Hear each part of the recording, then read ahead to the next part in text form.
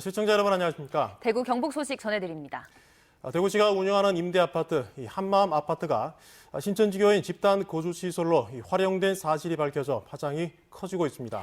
대구시는 신천지 교인 8명이 확진 판정을 받은 또 다른 연립주택을 확인했는데 어딘지는 밝힐 수 없다는 입장입니다. 윤영균 기자가 취재했습니다. 대구시는 한마음 아파트 말고도 신천지 교인 집단시설 10곳을 조사하고 있습니다. 비슷한 나이대의 확진 환자 주소와 신천지 교인 명단을 비교했더니 10곳 중 3곳은 실제 사는 곳이 아니었고 2곳은 신천지 관련 교육원으로 활용됐습니다.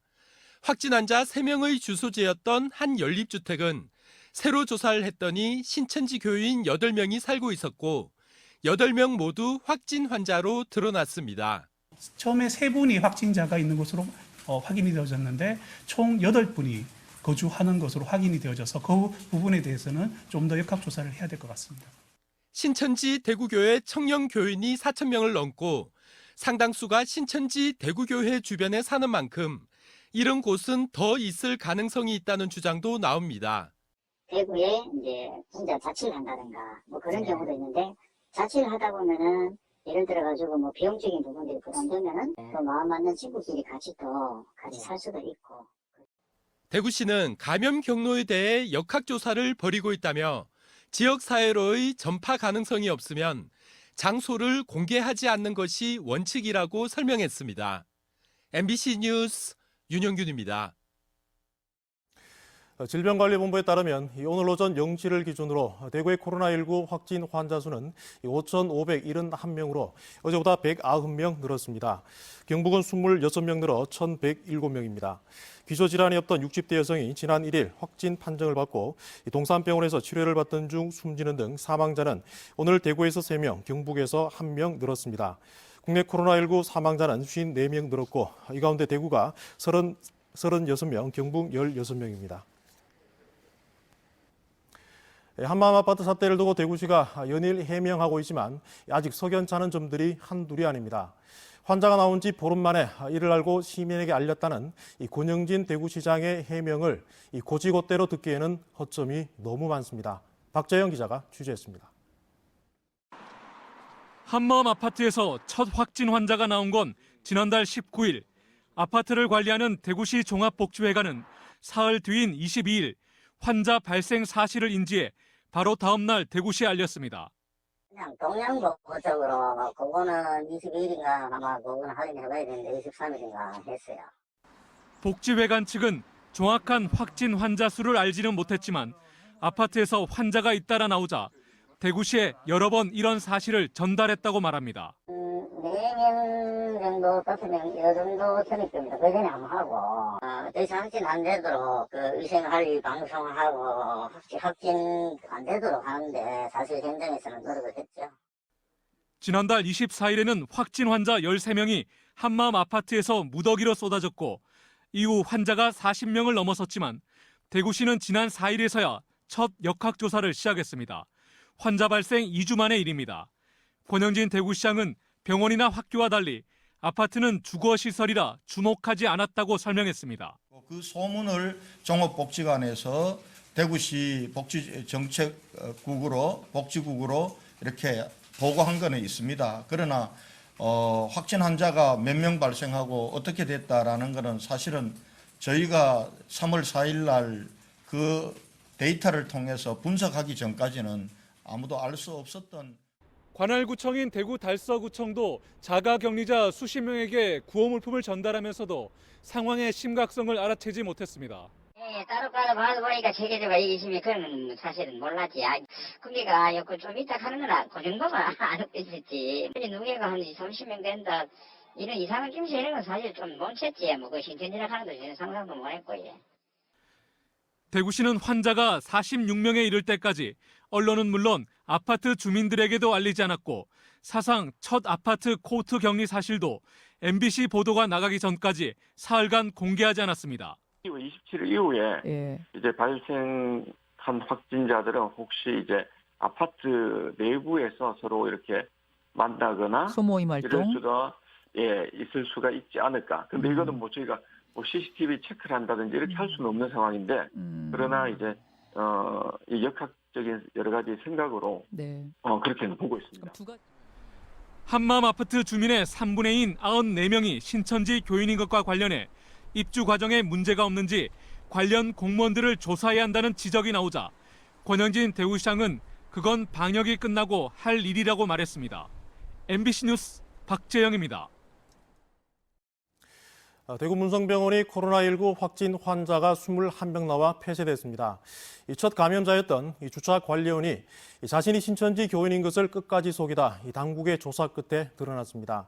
병원 측은 이 직원 때문에 피해가 커졌다며 법적 대응을 고려하고 있습니다. 한태영 기자가 보도합니다. 200병상 규모의 대구시 2차 종합병원인 문성병원입니다. 지난달 24일 이 병원 주차관리 직원인 A씨가 코로나19 확진 판정을 받았고 이후 확진 환자는 입원 환자의 직원 등까지 21명으로 늘었습니다. 코로나19 확진 환자가 무더기로 발생한 문성병원은 지난 6일부터 폐쇄됐습니다. 하지만 입원 환자 47명을 비롯해 의료진과 종사자 등 92명이 이 병원에 남아 있습니다. 아직 병원에 환자가 있어 문성병원은 완벽한 격리는 못한 채 일부 의료진이 출퇴근하고 있습니다. 관심을 모으는 건 병원의 최초 감염자인 주차관리 직원 A씨. A씨는 지난 16일 대구 신천지 교회 예배에 참석해놓고도 24일 확진 판정을 받기까지 병원 측에 알리지 않았습니다. 확진 판정을 받고 나서도 거짓말을 반복했습니다. 수차례 혹시 신천지 교인이 아니냐고 물어봤는데 본인은 아니라고 극구 부인했고 그랬으면은 처음에 역학조사부터 달라졌겠죠. A씨는 특히 문성병원 내 작은 교회에서 성가대 지휘까지 해 신천지 측이 다른 교회를 포섭하기 위해 보낸 이른바 추수꾼일 거란 의혹이 일고 있습니다. 문성교회 측은 1년 전 A씨가 먼저 교회로 접근해 왔다고 말합니다. 전에 피아노 조율하는 일을 했답니다. 몇 번씩 올라가가지고 피아노가 많이, 교회 피아노가 소리가 많이 쳐져 있다고 제가 한번 봐드릴까요? 이렇게 했습니다, 시작을. 그동안에도 신천지 교인임을 계속 숨겼습니다. 몇몇 분들이 우리 교회 식구들이 우리 왜 교회 다니는 이름을 왜 교회 이름을 얘기를 안 해주느냐고 뭐 이상하다고 이렇게 하는 적이 몇 번 있었어요. 문성병원은 신천지 교인이 아니라고 거짓말을 해 병원에 피해를 준 A씨에 대해 법적인 책임을 물을지 고심하고 있다고 밝혔습니다. MBC 뉴스 한태현입니다. 요즘 마스크 구하기가 전쟁 같습니다. 구하기도 힘들고 또 값도 비싸다 보니까 직접 만들어서 사용하려는 사람들이 늘고 있습니다. 이상원 기자가 보도합니다. 성조군에서 자원봉사자들이 마스크를 만들고 있습니다. 유기농 원단으로 된 천을 잘라 마스크 모양을 만들고 재봉틀로 재단을 합니다. 두 겹으로 된 마스크 사이에는 필터 원단을 넣어 수시로 교체할 수 있습니다. 완성된 마스크는 마스크를 구하기 어려운 노인과 저소득층에 먼저 나눠주고 계속 제작을 할 예정입니다. 지금 농촌 지역에 취약층이 많은데 마스크를 어르신들이 구한다고 막 2시간, 3시간씩 뭐 농협이나 우체국 앞에서 서가지고 기다리시는 게 너무 안 돼서 저희가 이래 자발적으로 마스크를 만들어서 이래 좀 드리고자 시작하게 되었습니다. 코로나19 감염의 매개체인 침을 얼마나 차단할 수 있는지도 실험을 할 계획입니다. 이 미세먼지 전용 필터이기 때문에 지금 이 제품은 2마이크로그램 정도 방지 능력을 갖고 있습니다. 그래서 우리가 보통 기침을 할 때 발생되는 비말의 크기가 5마이크로미터 정도 되기 때문에 충분하게 방지 효과가 있다고 판단을 하고 있습니다. 마스크 값이 오르고 품귀 현상이 계속 이어지면서 개인들도 마스크를 직접 만들어 사용하는 사례가 늘고 있습니다. SNS에는 집에서 마스크를 직접 만들어 사용한다는 사람들의 동영상, 사진들이 계속 올라오고 있습니다. 포항에서도 평생학습원 자원봉사센터에서 수제 면 마스크를 만들어 저소득층에게 나눠주기로 하는 등 지자체마다 마스크를 직접 제작하는 곳이 늘고 있습니다. 마스크 구하기 전쟁 속에서 내 손으로 직접 마스크를 만들겠다는 움직임은 계속 확산할 것으로 보입니다. MBC 뉴스 이상원입니다. 사소하다고 생각했던 것조차 자제해야 하는 요즘이죠. 코로나가 덮치면서 대구 시민들은 너무 힘든 일상을 보내고 있습니다. 그런데 이런 와중에도 대구 시민들은 침착함으로 자신보다 더 힘든 이웃들까지 돌보면서 어려움을 돌파하고 있습니다. 손은민 기자입니다. 코로나19가 일상을 덮친 지 어느덧 20날이 흘렀습니다. 평소 같으면 바쁘게 한 주를 시작했을 월요일. 여전히 도로는 텅 비었고 거리에는 오가는 사람을 찾기 어렵습니다. 상가는 한 집 건너 한 집이 문을 닫았습니다. 식당 한 곳엔 휴업 안내문까지 붙었는데 이상하게 내부가 분주합니다. 코로나 사태로 손님 발길은 뚝 끊겼지만 바이러스와 싸우고 있을 의료진을 위해 매일 밥을 짓고 도시락을 싸는 겁니다. 저만 힘든 게 아니라 지금은 대구가 전체가 다 힘들잖아요. 그래서 그런 손해에 대한 그런 생각보다는 어쨌든 내가 할 수 있는 거, 작은 거 하나라도 뭔가 도움이 됐으면 좋겠다는 생각. 2주째 휴원 중인 어린이집은 아이들과 함께 조그만 마음을 모았습니다.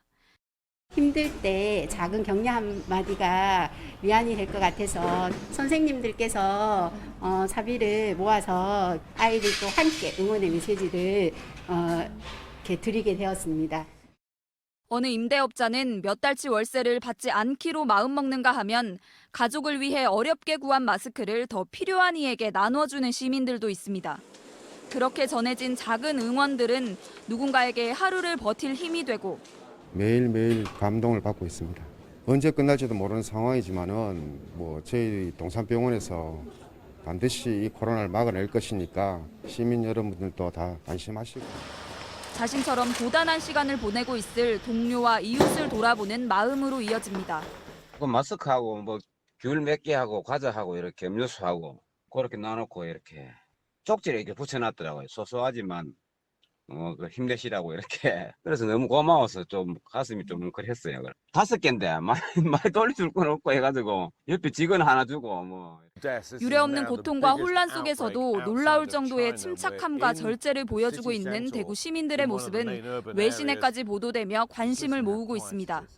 저마다 각자의 자리에서 응원과 위로를 나누며 하루하루를 이겨내고 있는 대구 시민들. 그들이 어서 빨리 평온한 일상으로 돌아갈 수 있기를 온 국민이 응원하고 있습니다. MBC 뉴스 손은민입니다. 선거 때마다 낙하산이니 막장이니 논란을 빚던 미래통합당 공천. 이번에도 크게 달라 보이지 않습니다. 인적 쇄신은커녕 낙하산 공천이 잇따르면서 무더기로 재심 청구를 하는가 하면 탈당한 뒤에 출마하겠다는 움직임도 나타나고 있습니다. 조재한 기자가 보도합니다.